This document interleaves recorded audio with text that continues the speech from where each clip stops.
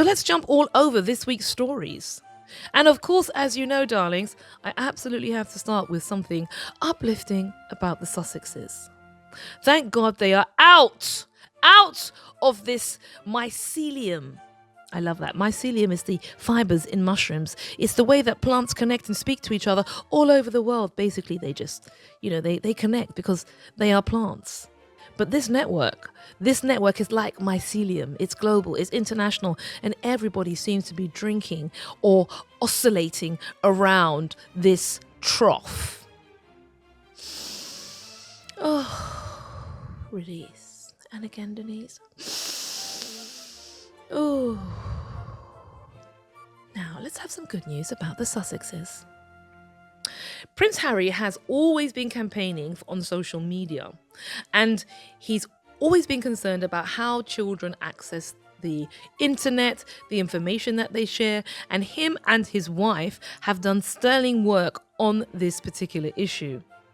Way back in 2024, he spoke at the Global Clinton Initiative. He might want to not do that now, given that Clinton appears so many times in the Epstein files. Distance yourself, Harry, from these people, please. And this week, he met parents who had lost their children due to smartphone, social media, and YouTube use. And these parents were part of a case which was going to California courts, where they are trying to show that their children suffered indelible harm because of these addiction machines. The Duke thanked bereaved families, mounting a legal challenge against two of the world's biggest tech companies for telling your stories over and over and over again. He made an emotional address to parents gathered after the start of this landmark trial, and it's going to examine whether Instagram and YouTube damage children's mental health.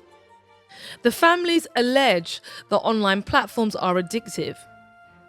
The prince has asked for truth, justice, and accountability in some emotional footage that was shared online. None of you should be here. So, thank you for doing everything that you've done. Thank you for telling your stories over and over again.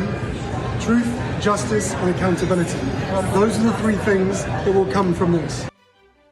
Absolutely. Truth, justice, and accountability. And if you think about how Meghan and Harry, the Duchess of Sussex and the Duke of Sussex, if you think about how they use their position, how they use their voice, they are always pushing for truth, justice, and accountability.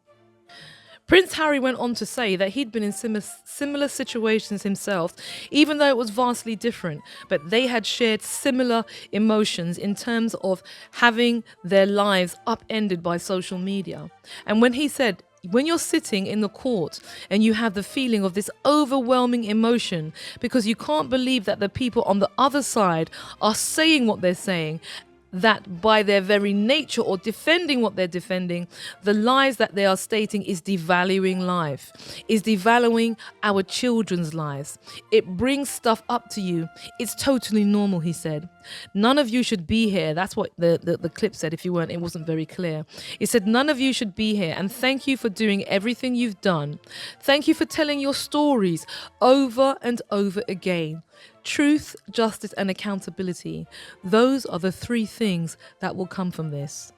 And as you know, I always like to start my show with something uplifting about the Sussexes before we descend into the mire of the gutter snipes and bottom feeders, which is the current institution of the royal family. Shall we descend? Lift going down. Doors closing. Going down.